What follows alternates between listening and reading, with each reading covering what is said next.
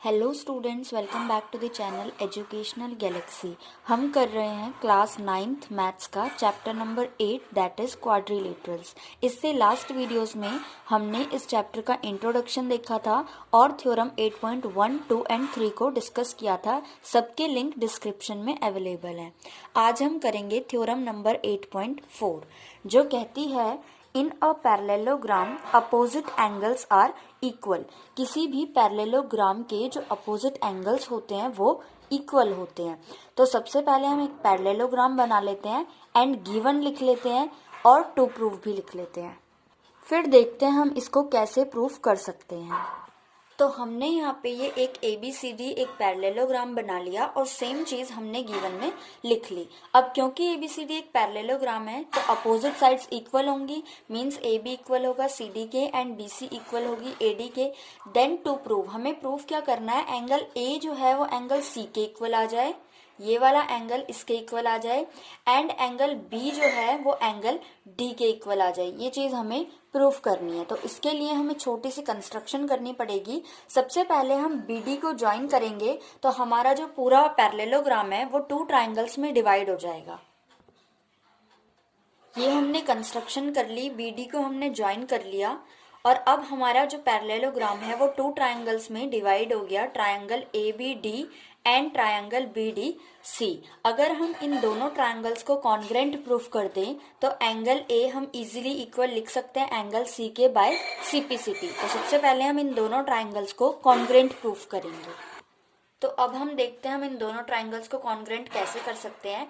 In triangle DAB and DCB क्या क्या चीजें इक्वल हैं। सबसे पहले भाई DA जो है वो इक्वल होगा BC के, ये वाली लाइन इसके इक्वल होगी। क्यों इक्वल होगी, चाहे तो हम गिवन लिख सकते हैं और चाहे तो लिख सकते हैं अपोजिट साइड्स ऑफ पैरेललोग्राम।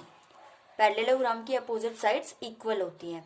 दूसरी बात, जो BD है वो दोनों ही ट्राइंगल्स की कॉमन साइड्स हैं, तो हम लिख सकते हैं BD is equal to BD common.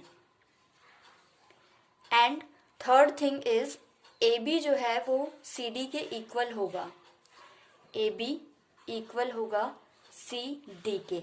और रीजन हम लिख सकते हैं again opposite sides of a parallelogram या फिर गिवन भी लिख सकते हैं। तो 3 चीजें हमने दिखा दी इन दोनों ट्राइंगल्स में जो कि इक्वल है। देयरफॉर हम लिख सकते हैं ट्राइंगल DAB कॉन्ग्रेंट होगा ट्राइंगल DCB के और रीजन आएगा बाय साइड साइड साइड।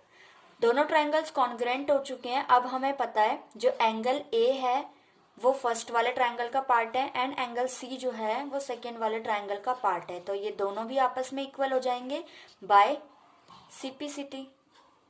यही चीज हमें प्रूफ करनी थी। तो एक चीज तो हमने प्रूफ कर दी, एंगल A को एंगल C के इक्वल प्रूफ कर दिया।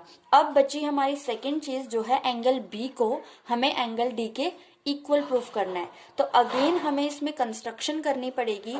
इस बार हम AC को ज्वाइन करेंगे और अगेन हमारा जो पैरेललोग्राम है वो 2 ट्राइंगल्स में डिवाइड हो जाएगा, ट्राइंगल ABC एंड ADC। तो हम चाहें तो यहीं पे लिख सकते हैं join BD and AC in triangle ABC and triangle ADC। इस वाले और इस वाले ट्राइंगल में क्या क्या चीजें आएंगी, अगेन हम साइड से दोनों ट्राइंगल्स को कॉन्ग्रेंट प्रूफ कर सकते हैं। तो हम फिर से वही चीज लिख लेंगे, AB इक्वल होगा CD के, AC इक्वल होगा AC के एंड BC इक्वल होगा AD के। इन दोनों में हम गिवन लिख लेते हैं इस बार, चाहे तो opposite sides of a parallelogram भी लिख सकते हैं और AC कॉमन साइड्स हैं तो कॉमन लिख लेंगे।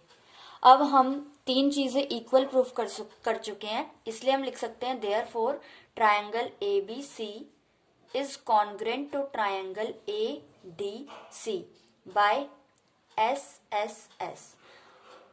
दोनों ट्राइंगल्स आपस में क्योंकि कॉन्ग्रेंट प्रूफ हो चुके हैं तो अब हमें पता है एंगल B इस वाले ट्राइंगल का पार्ट है एंड एंगल D इस वाले ट्राइंगल का पार्ट है। तो हम दोनों को इक्वल लिख सकते हैं by CPCT, corresponding part of congruent triangles. तो ये दो चीजें हमें प्रूफ करनी थी जो हम प्रूफ कर चुके हैं, एंगल ए को सी के इक्वल एंड एंगल बी को डी के इक्वल। इससे हमें पता चलता है कि किसी भी पैरेललोग्राम की जो अपोजिट एंगल्स होते हैं वो हमेशा इक्वल होते हैं।